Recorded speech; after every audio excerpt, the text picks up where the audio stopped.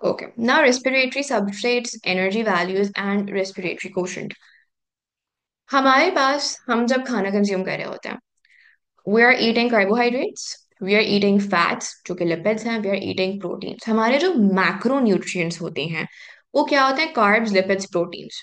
We need all these three biological molecules in our diet, right? ऐसा नहीं है कि हम लोग खाली कार्बोहाइड्रेट्स खा रहे हैं, और ऐसा नहीं है कि हमारी बॉडी को सिर्फ ग्लूकोज की जरूरत है। Our body requires lipids, our body require proteins. हमने जो पूरी रेस्पिरेशन पढ़ी, हमने वो respiration with respect to carbohydrates.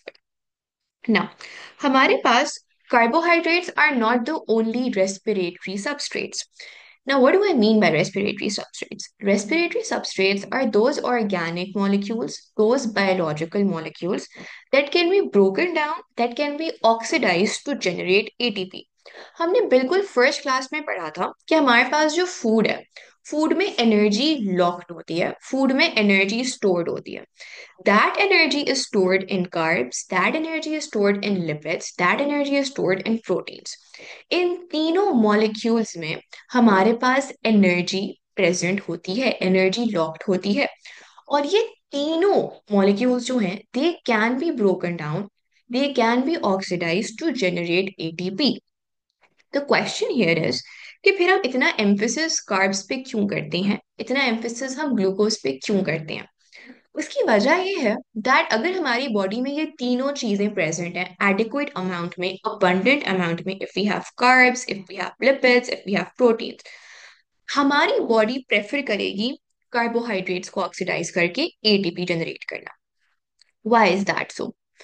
हमारे पास जो प्रोटीन्स हैं, प्रोटीन्स का जो मेन रोल है वो रेस्पिरेशन नहीं है।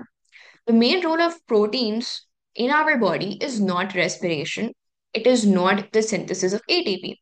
Proteins के लिए शायद आप लोगों ने ये word सुना हो. They are the building blocks. Now, why are they the building blocks? They are the building blocks because in protein से हमारे muscles बनते हैं. In protein से hemoglobin बन रहा है. In protein से enzymes बन रही हैं. In protein से collagen बन रहा है.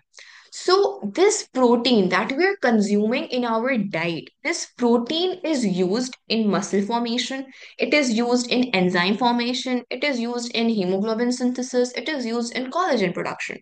So, protein का जो major role है हमारी body में, that is of building blocks. ये सारी चीजें बनाना प्रोटीन का मेजर रोल है. So when we consume protein, our body, our cells, our tissue prefer that protein को हम बिल्डिंग ब्लॉक्स वाले मकसद के लिए इस्तेमाल करें. ठीक है ना? हमारे पास अगर बात करें हम कार्बोहाइड्रेट्स एंड लिपिड्स की, now carbohydrates are our instant source of energy. Why are the instant source of energy? हमारे पास कार्बोहाइड्रेट्स जब सेल में एंटर करता है, सेल में हमारे पास प्रोटीन्स किस फॉर्म में एंटर करेंगे? अमीनो एसिड्स की फॉर्म में एंटर करेंगे, बिकॉज जो पूरी डाइजेशन होती है, डाइजेशन में हमारे पास एंड प्रोडक्ट्स बनते हैं. प्रोटीन्स के एंड प्रोडक्ट्स क्या होते हैं? Amino acids. लिपिड के एंड प्रोडक्ट्स हमारे पास फैटी एसिड और ग्लिसरॉल होता है. और कार्बोहाइड्रेट्स के जो हमारे पास एंड प्रोडक्ट्स होते हैं वो मोनोसैकेराइड्स होते हैं एंड मोस्ट कॉमनली ग्लूकोज होता है. तो सेल के अंदर हमारे पास glucose, fatty acids, glycerol, amino acids की फॉर्म में हमारा फूड, हमारे बायोलॉजिकल मॉलिक्यूल्स एंटर कर रहे होते हैं ना. हमारे पास प्रोटीन्स का हमने अंडरस्टैंड कर लिया कि प्रोटीन्स के जो अमीनो एसिड्स हैं वो protein synthesis, enzyme making, collagen, haemoglobin, इन सारी चीजों में इस्तेमाल हो रहा है. अब हमारे पास पीछे रह जाते हैं glucose and fatty acid. You guys have studied biological molecules, you guys have studied organic chemistry.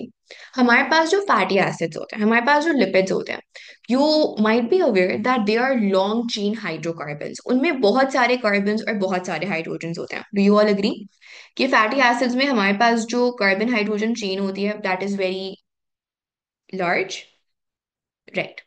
अब हमारे पास ग्लूकोज, ग्लूकोज का फॉर्मूला मुझे कोई बता सकता है in the chat box? What is the formula of glucose?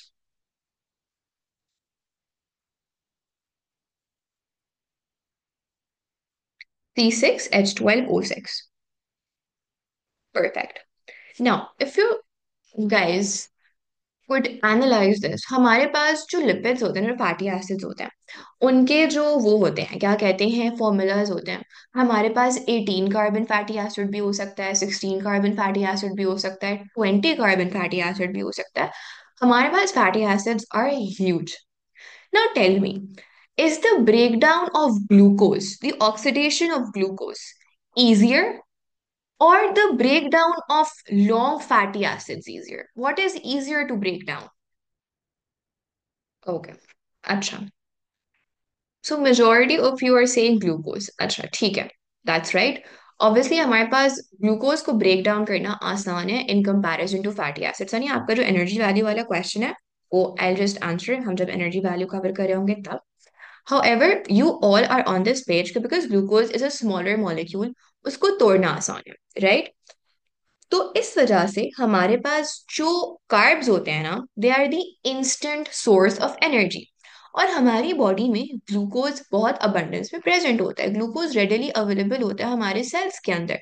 सो जो ग्लूकोज की ऑक्सीडेशन है या जो ग्लूकोज का ब्रेक डाउन है, that is preferred by our body, because glucose को तोड़ना आसान है। ग्लूकोज को तोड़ते हैं हम इनटू पायरुवेट, एंड पायरुवेट से हम उसको तोड़ देते हैं इनटू एसिटाइल कोए वाला थिंग, राइट?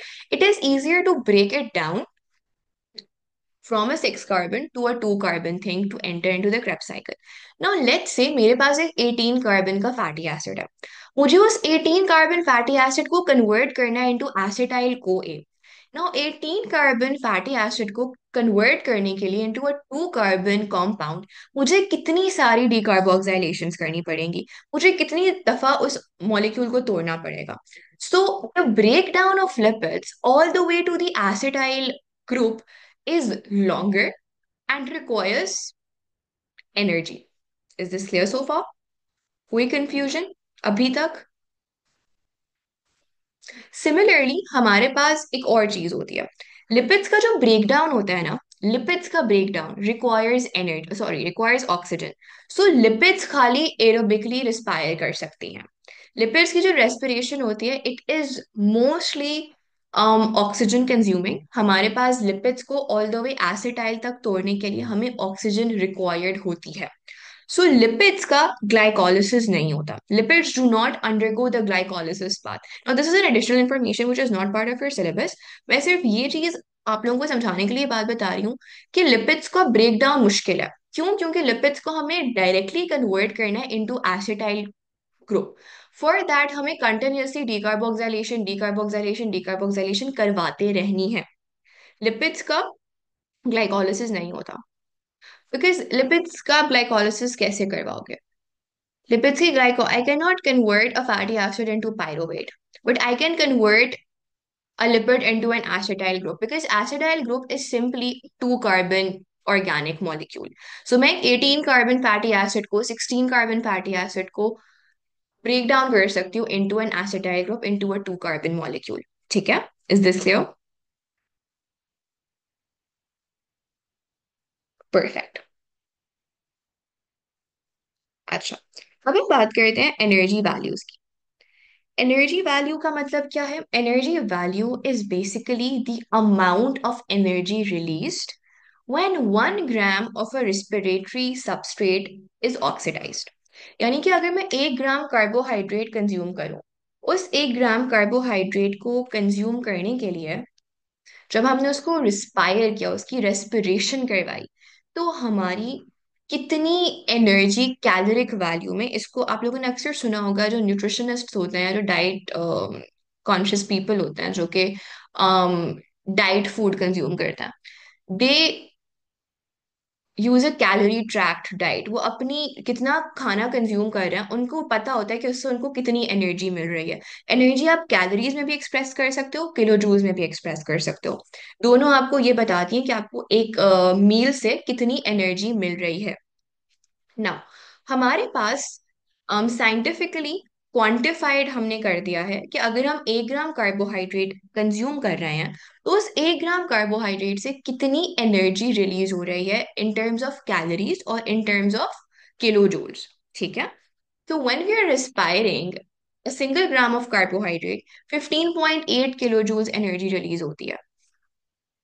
प्रोटीन्स में 17 किलो जूल्स रिलीज हो रही है, लिपिड्स में 39.4 किलो जूल्स एनर्जी रिलीज हो रही होती है। नाउ हमारे पास जो कार्बोहाइड्रेट्स और प्रोटीन्स की वैल्यूज हैं, देर वेरी मच सिमिलर। हाउएवर हमारे पास जो लिपिड्स की वैल्यू है, it is times 2 of carbs and proteins. Why is that सो? अभी हमने बात की कि हमारे पास जो लिपिड्स होते हैं, they are long chain hydrocarbons. Long chain hydrocarbons है, which means that they have more carbon hydrogen bond.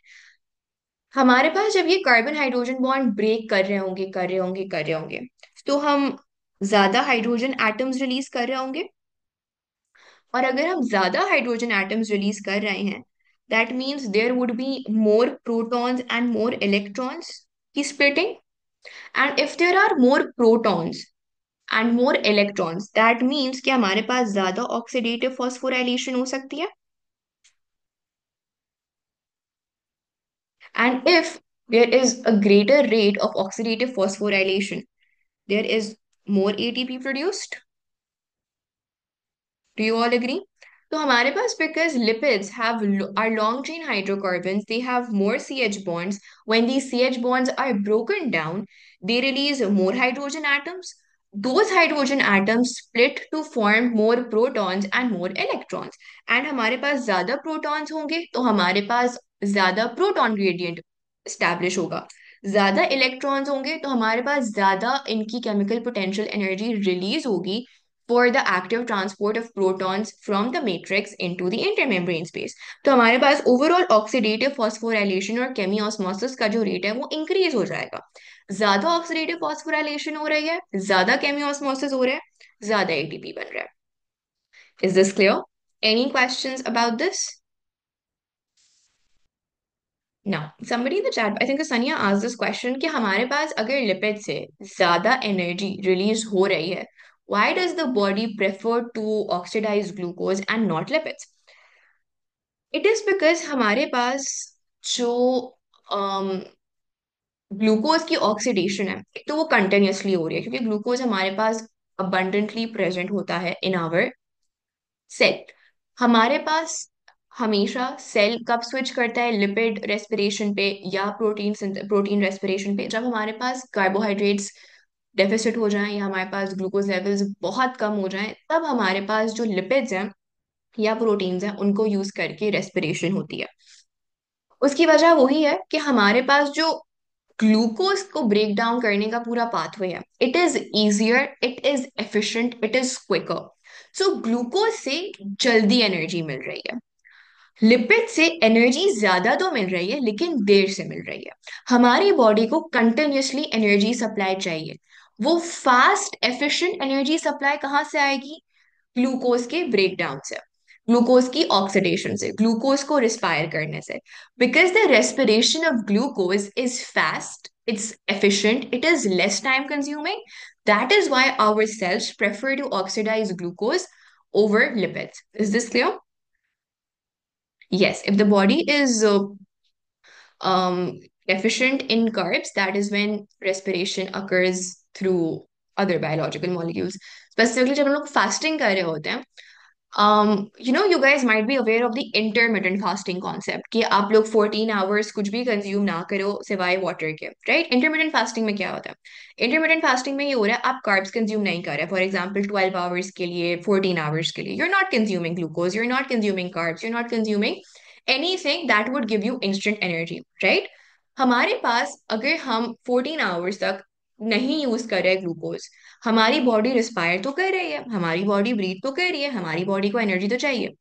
Where would that energy come from? Because you're not taking in carbs for 12 hours, for 14 hours, आपके जो lipid reserves है ना, they would start to break down and our body would be using them to respire.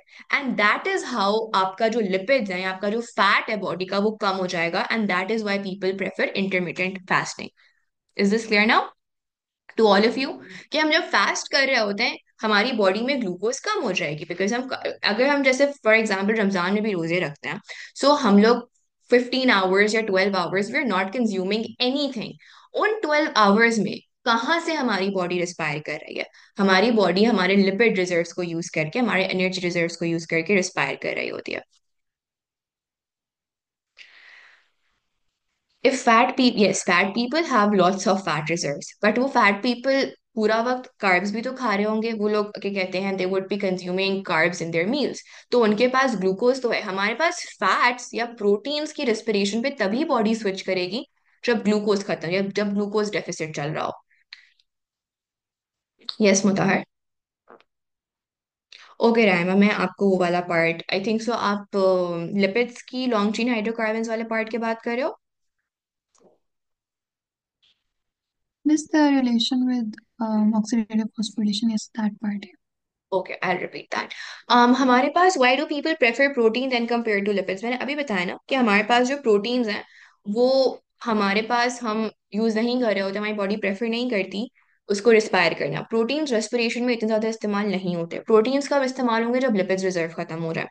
So carbs हमारी top priority होती है, then lipids and then proteins. लोग protein diet क्यों consume करते हैं? लोग प्रोटीन डाइट इसलिए कंज्यूम करते हैं because that protein is use to make muscle mass. तो जिन लोगों को मसल्स बनाने होते हैं, जिनको मस्कुलर बॉडी मास चाहिए होता है, those people prefer to have protein ताकि उनके मसल्स बन सकें। ठीक है। So protein is used as a building block. Carbs and lipids की रेस्पिरेशन होती है। कार्ब्स एंड लिपिड्स के बीच में अगर कार्ब्स मौजूद हैं, our body would use carbs for respiration. Carbs खत्म हो गए हैं, बहुत मिनिमल है, लिपिड्स को यूज करेगी। ठीक है। अच्छा राइमा, आई क्विकली री एक्सप्लेन द ऑक्सीडेटिव फॉस्फोराइलेशन वाली बात। हम लोग बात बेसिकली कर रहे थे एनर्जी वैल्यूज की। एनर्जी वैल्यू क्या होती है कि अगर हम 1 gram of any respiratory substrate को ऑक्सीडाइज करें तो कितनी एनर्जी रिलीज हो रही होगी। कार्बोहाइड्रेट से 15.8 रिलीज होती है, प्रोटीन्स में 17 किलो जूल पर ग्राम रिलीज हो रही है। These values are very similar, I think so 1.2 का फर्क है दोनों में। सो प्रोटीन्स एंड कार्ब्स से आपको ऑलमोस्ट सिमिलर एनर्जी मिलती है। ऑन द कॉन्ट्ररी, आपके पास अगर आप लिपिड की वैल्यू देखो, लिपिड को जब आप रिस्पायर कर रहे हो, so 1 gram of lipid is giving you 39.4 kilo joules of energy. Why is that so? हमने स्टैब्लिश किया कि हमारे पास जो लिपिड्स होते हैं जो कि ब्रेक डाउन कर रहे होते हैं इनटू फैटी एसिड्स, वो fatty acids long chain hydrocarbons होते हैं। लॉन्ग चेन हाइड्रोकार्बन्स है, इसका मतलब है कि हमारे पास ज्यादा कार्बन हाइड्रोजन बॉन्ड्स है। ज्यादा कार्बन हाइड्रोजन बॉन्ड्स हैं, तो जब ये बॉन्ड्स टूटेंगे तो हमारे पास ज्यादा हाइड्रोजन एटम्स हमें मिलेंगे। ज्यादा हाइड्रोजन एटम्स अगर हमें मिलेंगे तो these hydrogen atoms would be splitting into protons and electrons. Protons और इलेक्ट्रॉन्स की स्प्लिटिंग क्यों नेसेसरी होती है? Because protons and electrons are required for the process of oxidative phosphorylation. हमारे पास ज्यादा प्रोटॉन्स और ज्यादा इलेक्ट्रॉन्स होंगे तो ज्यादा प्रोटॉन ग्रेडियंट बनेगा, ज्यादा इलेक्ट्रॉन्स मूव करेंगे ईटीसी से, तो हमारे पास ओवरऑल ज्यादा केमियोस्मोसिस होगा और ज्यादा ऑक्सीडेटिव फॉस्फोराइलेशन होगी, which means more ATP is produced. Is this clear, Rahima? Miss, can you Yes, tell ma'am. the division wala part? जो just the हाइड्रोजन बिल्कुल स्टार्ट एटम। वाला जो था। Yeah. हमारे पास सारे फूड मॉलिक्यूल्स में एनर्जी लॉक्ड होती है इन द बॉन्ड्स, राइट? तो हमारे पास जब हम देखेंगे ग्लूकोज को, ग्लूकोज में क्या है? C6H12O6, we have 6 carbon, 12 hydrogen and 6 oxygen. हम बेसिकली क्या कर रहे होते हैं रेस्पिरेशन में ग्लूकोज की? हम ग्लूकोज को तोड़ रहे होते हैं। ग्लूकोज को हम तोड़ते हैं टू पायरोवेट, पायरोवेट को हम तोड़ते हैं किसमें? एसिडाइल में। सो हम जब ये ब्रेक डाउन कर रहे होते हैं, जब ये बॉन्ड्स टूटते हैं, तो हमारे पास उन बॉन्ड्स में जो एनर्जी है, पूरा प्रोसेस ऑफ रेस्पिरेशन क्या होता है? इन बॉन्ड्स की एनर्जी को एटीपी में कन्वर्ट करना। हमारे पास हाइड्रोकार्बन्स में ज्यादा कार्बन हाइड्रोजन बॉन्ड्स हैं in comparison to carbohydrates, in comparison to glucose. अगर ज्यादा कार्बन हाइड्रोजन बॉन्ड्स हैं तो जब ये कार्बन हाइड्रोजन बॉन्ड स्प्लिट होंगे, इनका लिसिस होगा, जब ये ब्रेक डाउन करेंगे तो ज्यादा हाइड्रोजन एटम्स हमें मिलेंगे लिपिड से। ये ज्यादा हाइड्रोजन एटम्स हमें ज्यादा प्रोटॉन्स और ज्यादा इलेक्ट्रॉन्स देंगे। और वो प्रोटॉन्स और इलेक्ट्रॉन्स हम कहाँ यूज कर रहे होंगे? ऑक्सीडेटिव फॉस्फोराइलेशन और केमियोस्मोसिस में, जिसके नतीजे में एटीपी बनेगा। ठीक है Raima? Thank you so much, Miss. Yes, got it. No issues. Yes, these energy values are based on the production of ATP. सही है। हमारे पास फैट्स खाली स्किन के नीचे डिपॉजिट नहीं होते, फैट्स हमारे पास डिफरेंट एरियाज में डिपॉजिट हो रहे होते हैं बॉडी में। फॉर एग्जांपल, बिल्कुल इंसुलेटिंग लेयर अंडर स्किन बन रही होती है। सिमिलरली जो हमारा हार्ट है उसके ऊपर एडिपोज टिश्यू की लेयर होती है, किडनीज के ऊपर एडिपोज टिश्यूज की लेयर होती है। हमारे जो वाइटल ऑर्गन्स होते हैं they are covered with the fat layers to protect them, to provide them with a cushioning effect in case of injury और trauma. Absolutely. Now let's move. अच्छा, सबको सारी queries आंसर हो गई हैं? Can I move to respiratory quotient? Any queries that anybody has? Okay, perfect. RQ value, respiratory quotient. हमारे पास जब हम respiration कर रहे होते हैं, let's say अगर हम ग्लूकोज की respiration कर रहे हैं, so glucose is what? Glucose is C6H12O6. It reacts with 6 moles of oxygen to give us 6 moles of carbon dioxide and 6 moles of water. हमारे पास रेस्पिरेशन की, ग्लूकोज की रेस्पिरेशन की ये ओवरऑल इक्वेशन होती है ना। हमारे पास जब हम रेस्पिरेशन कर रहे होते हैं, वी आर कंज्यूमिंग ऑक्सीजन, हम ऑक्सीजन यूज कर रहे होते हैं। हमारे पास इनपुट क्या होता है? ऑक्सीजन होता है। आउटपुट क्या होता है? कार्बन डाइऑक्साइड होता है। We have studied in chemistry rate of reactions. Rate of reactions हम किस तरह से मॉनिटर करते हैं? हम बेसिकली कितना रिएक्टेंट यूज अप हुआ है या कितना प्रोडक्ट प्रोड्यूस हुआ है, उसकी बेसिस पे हम डिसाइड करते हैं कि इस रिएक्शन का रेट क्या था। इससे तो हमें रेट मिल रहा होता है। हाउएवर हमारे पास कितनी ज्यादा रेस्पिरेशन हुई है या क्या रेशियो था कंजम्पशन ऑफ ऑक्सीजन का in comparison to the production of carbon dioxide. That is basically the respiratory quotient. It is simply the ratio of carbon dioxide production to the oxygen consumption. Respiratory quotient की significance हमारे लिए क्या है? Respiratory quotient की significance हमारे लिए ये है that it can tell us which type of respiration took place, यानी कि एरोबिक हुई है रेस्पिरेशन अभी या फिर एनारोबिक हुई है। एंड हमारे पास जो वैल्यू है वो हमें ये भी बता सकती है that what type of the respiratory substrate was oxidised. Was it a lipid, was it protein, और was it a carbohydrate? So respiratory quotient is just the ratio, the comparison of the amount of carbon dioxide produced to the amount of oxygen consume. तो अगर इसका, अच्छा, ये आप इन terms of moles में भी निकाल सकते हो, इन टर्म्स ऑफ वॉल्यूम भी निकाल सकते हो। फॉर एग्जाम्पल, इस इक्वेशन में जो हमारी ग्लूकोज की इक्वेशन थी, हमारे पास 6 moles of oxygen were consumed and 6 moles of carbon dioxide were produced। तो मैं आराम से क्या कर सकती हूँ? I could say that 6 moles of CO2 were produced and 6 moles of oxygen was consumed, and this would give me a value of 1. However, हमारे पास questions में या हमारे पास एक्सपेरिमेंट्स में हमारे पास वॉल्यूम्स ऑफ गैसेस होंगे। वॉल्यूम्स ऑफ गैसेस क्यों? हम ये सारी चीजें कैसे कर रहे हैं, कैसे डिड्यूस कर रहे हैं? हम ये डिड्यूस कर रहे हैं experimentally. Now, experimentally, it is easier for us to find the volume of oxygen used up and the volume of carbon dioxide produced. कैसे? हमारे पास गैस सिरिंज होती है। उस गैस सिरिंज से हमें क्या चीज पता चलती है? उस गैस सिरिंज से हमें वॉल्यूम ऑफ गैस पता चलती है।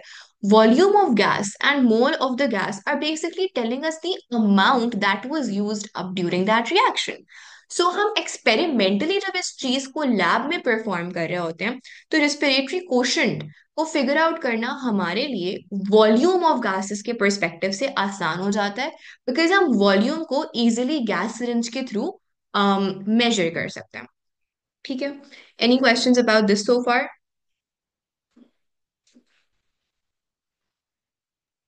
Yes, अच्छा, can you hear me? Yes Amar. Miss, can you explain the gas range wala part? Okay, मैं एक्सप्लेन कर देती हूँ। हैव यू एवर सीन, जब इंजेक्शन को फिल किया जा रहा होता है, इंजेक्शन की जो सिरिंज होती है उसको जब फिल किया जा रहा होता है, तो जैसे जैसे हम जो फ्लूइड होता है उसको हम जब फिल कर रहे होते हैं, तो हमारे पास जो व्हाट इज दैट, जो पॉइंटेड एरिया होता है गैस सिरिंज का, वो पीछे की तरफ जा रहा होता है।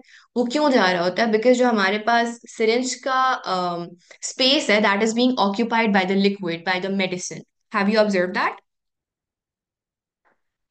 Yes, miss.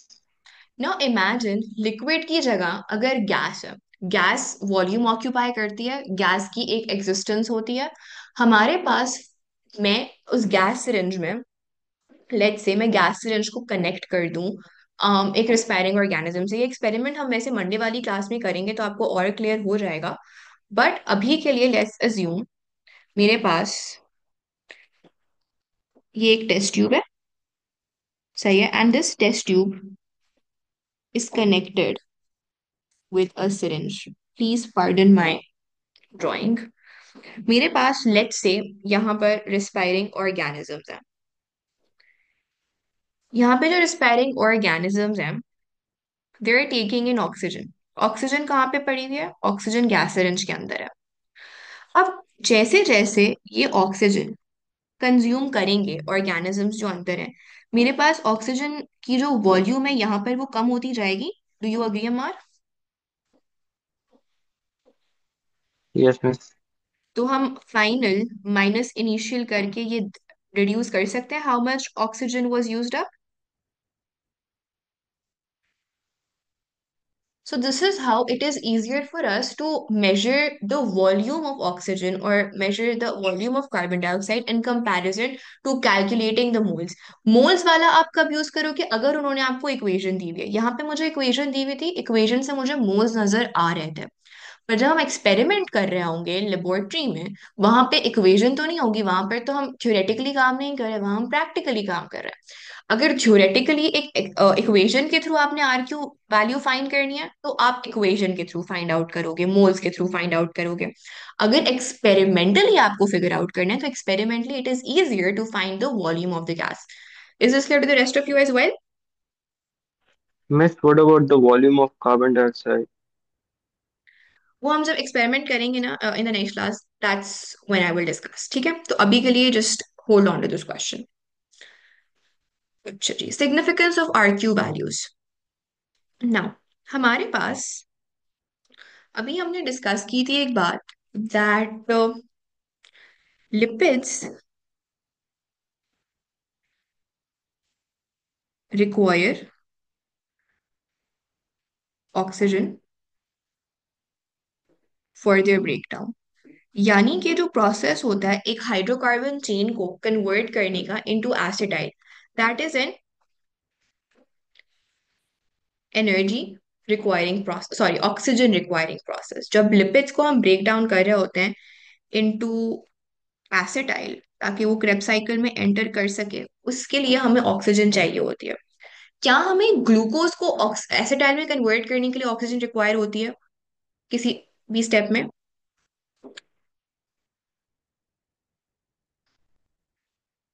ठीक है, what about the rest of you?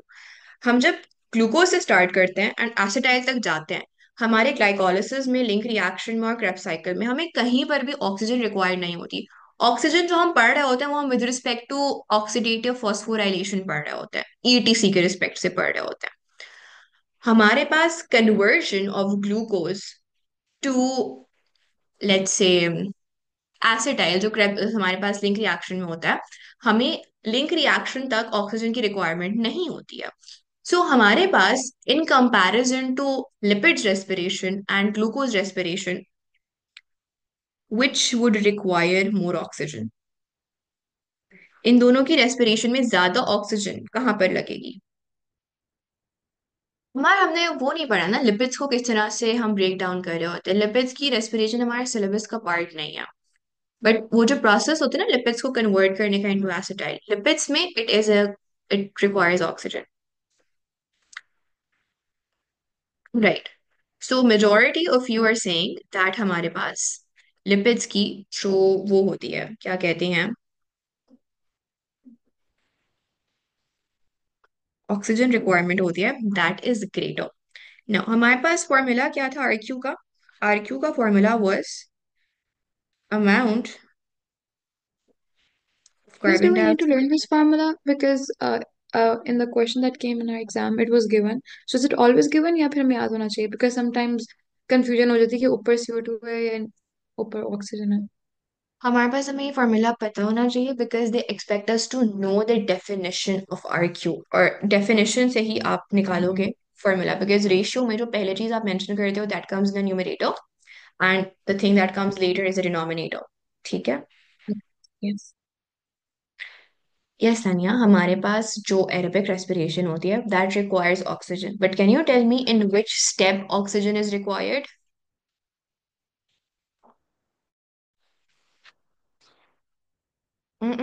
हमारे पास oxygen is required in oxidative phosphorylation.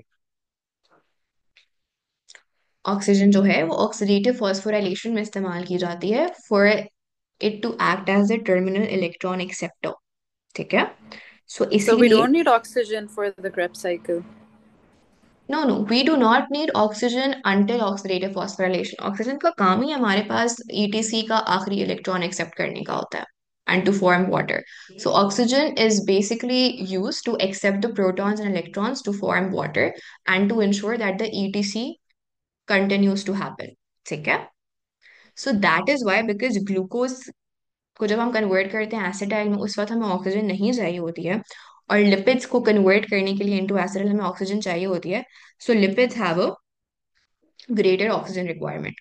ठीक है, अब क्लियर हो गया आपको? Miss, but then if you think about it, तो फिर it instantly comes to my mind that anaerobic में भी फिर तो Krebs cycle हो जाना चाहिए क्योंकि ऑक्सीजन तो नहीं चाहिए. हाँ, तो हमारे पास एनारोबिक में जो नहीं हो रहा होता क्रेब्स साइकिल और लिंक रिएक्शन, वो इसलिए नहीं हो रहा होता बिकॉज ऑक्सीजन इज एब्सेंट।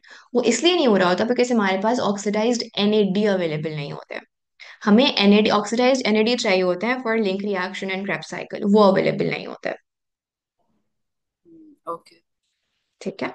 अच्छा, नाउ अगर हमारे पास ज्यादा ऑक्सीजन रिक्वायर्ड है फॉर लिपिड्स, दैट मीन्स कि हमारे पास जो डिनोमिनेटर है वो ज्यादा होगा। Do you all agree that if lipids require more oxygen, the denominator, the oxygen amount would be greater, right?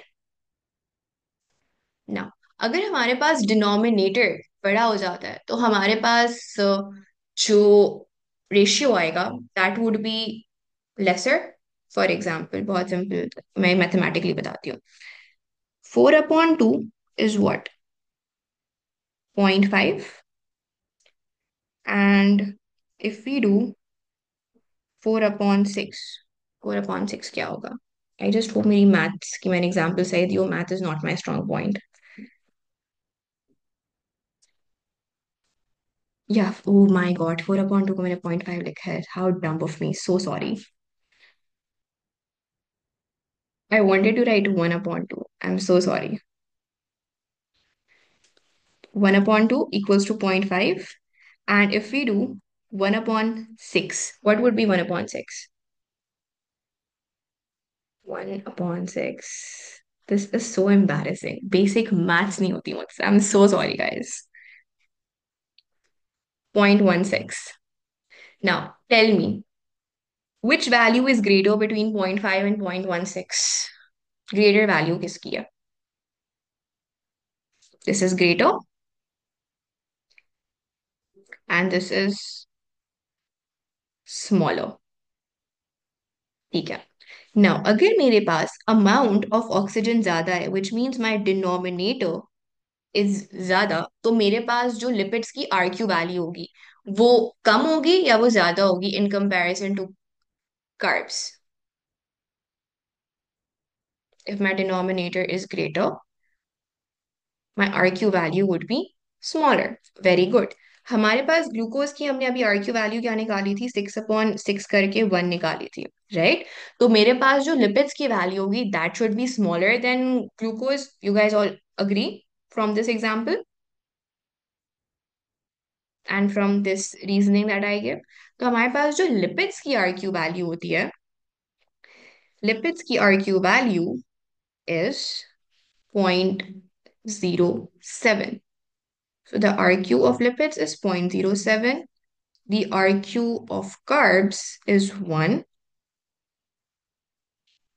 And ये तीन जो R की वैल्यूज हैं, you need to remember them. Lipids की, कार्ब्स की और प्रोटीन्स की. एंड प्रोटीन्स की जो RQ वैल्यू होती है, दैट इज 0.9. ठीक है, is this clear? Any questions so far? Miss, hmm.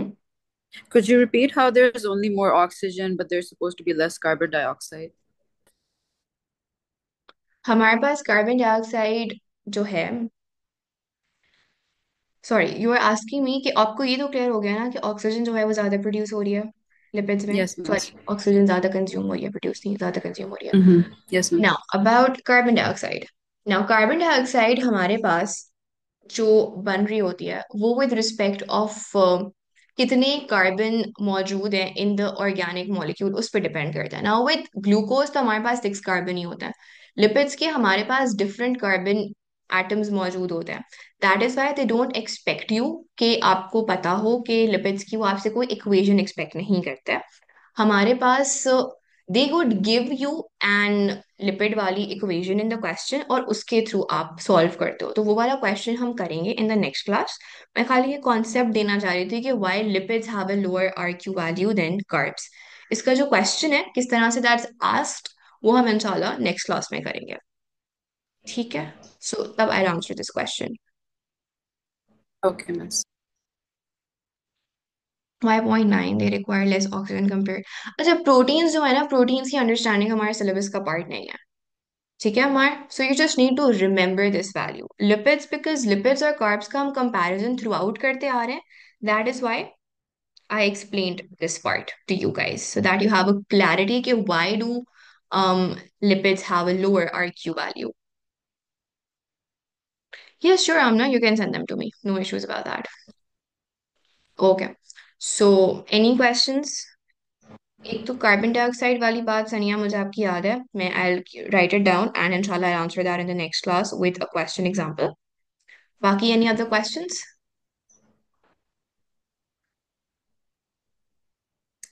Miss, just one more thing. Sure. Is the carbon dioxide that we're talking about here the one that we're taking in or the one that we're giving out? That we're giving out as a result of respiration. Because respiration में carbon dioxide बनते हैं ना. ठीक है, वो मैं इसलिए confuse हो गई थी क्योंकि I thought we're talking about the one that we're taking in, तो वो तो No, फिर the one ज्यादा that is होनी being चाहिए. produced. That is being produced. Okay, miss, I get it. Perfect. Okay, so I'll be seeing you guys inshallah on Monday now. Allah Hafiz.